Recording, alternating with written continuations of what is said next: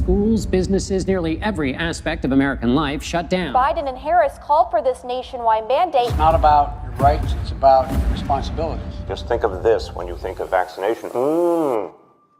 This is not about freedom or personal choice. New pandemic restrictions are coming into effect tonight. Put into practice the 15 days to slow the spread. A statewide order for people to stay at home. To get into these venues, they include bars, restaurants, nightclubs, conference centers. For domestic travel, for interstate travel, for planes, trains, interstate buses. Mr. Rodney Howard-Browne is accused of defiantly leading two heavily attended church services. Mayor Michael Hancock told residents of his city to skip large Thanksgiving dinners. Restaurants must close up their dining rooms by 10 p.m. Use lockdowns to get people vaccinated. New York City schools, the largest in the nation, on the brink of shutting down. The Pentagon says it will not give back pay to military members who refuse to get the COVID-19 vaccine. There will be a civil fine and mandatory closure for any business that is not in compliance. Now is the time to do what you're told.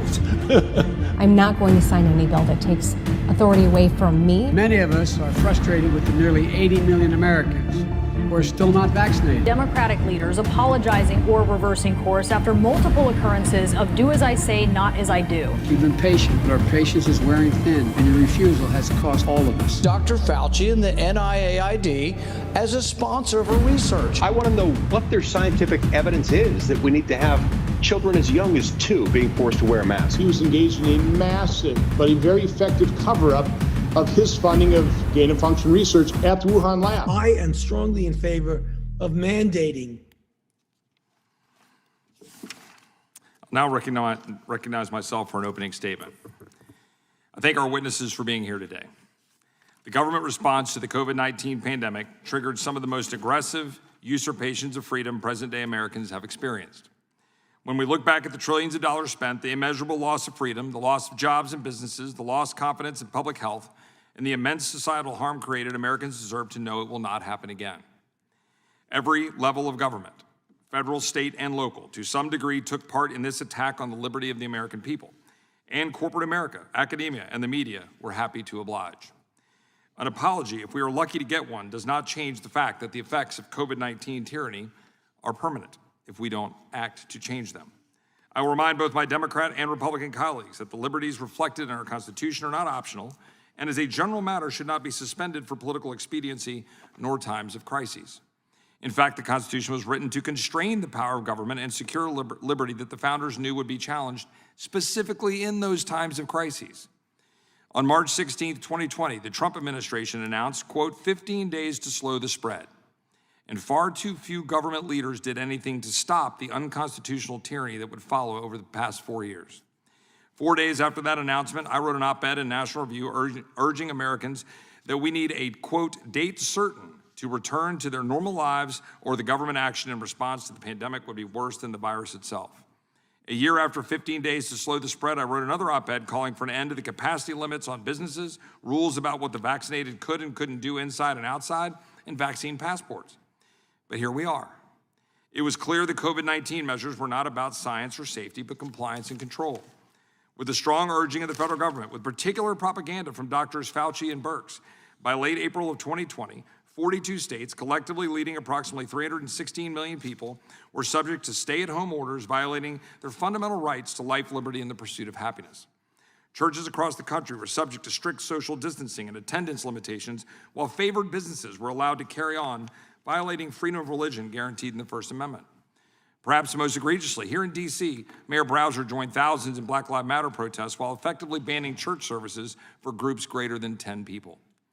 The White House and the CDC colluded with social media companies to suppress opposing views related to COVID-19, ranging from ivermectin to vaccine and mask mandates, violating freedom of speech protected in the First Amendment, in addition to common sense. Many Democratic governors did not consider gun stores to be essential businesses during the lockdowns while considering marijuana dispensaries and liquor stores essential, undermining the Second Amendment. States forcibly closed businesses and deemed certain essential and others non-essential, and the CDC implemented a 120-day eviction moratorium, many of which would arguably violate the Fifth Amendment, which requires government compensation for the taking of private property for public use or a public purpose. COVID-19 measures delayed court proceedings, undermining Americans' right to a speedy trial protected by the Sixth Amendment, and I could go on and on. These constitutionally problematic government actions inflicted intense societal damage. We are still seeing the results and the consequences. The American economy experienced $14 trillion in damages due to lockdowns and governmental measures. The United States spent $6 trillion in the name of COVID, more than what the United States spent on World War II in today's dollars. This led to rampant inflation that has yet to subside. One recent analysis found that the typical American household must spend an additional $11,400 annually just to maintain the same standard of living they enjoyed of January 21, right before inflation soared to 40-year highs. Forced school closures and remote schooling erased decades of progress for students in math and reading and resulted in a quarter of our nation's students being chronically absent. We saw record high suicides, an increase of 5,000 from before the pandemic and almost 50,000 annually, and drug overdoses hit 100,000 a year. Tens of millions of Americans lost their jobs and were forced under government assistance. In April 2020, the unemployment rate hit 15%, an all-time high since the data has been recorded. Over 100 million Americans were forced to take a vaccine with a veiled threat, your job or the jab. Regardless of what radical progressive Democrats want to claim, these vaccines were not voluntary. The federal government mandated vaccines for military personnel, healthcare workers, government contractors, and all businesses with more than 100 workers. The Biden administration bragged that their mandates covered more than 2/3 of American workers. The government lied about its efficacy and effectiveness to make these mandates more palatable. Dr. Fauci said it is as simple as black and white. You're vaccinated, you're safe. You're unvaccinated, you're at risk. Simple as that. Not sure the truth has borne that out. Former CDC Director Rochelle Walensky said the following: our data from the CDC today suggests that vaccinated people do not carry the virus, don't get sick. They teased the prospect of freedom if we would just suck it up and do what they said. How did that work out? They were dead wrong, and instead we got one of the biggest bait and switches of all time. We decided to inject 700 million people with vaccines regardless of the risk COVID-19 poses to them.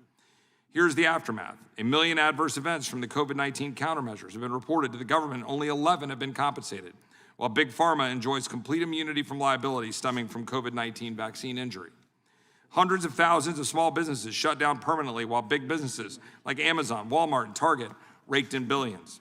All of this for the CDC to announce last month to treat COVID-19 infections like the flu. What are we going to do to ensure our liberties are protected going forward?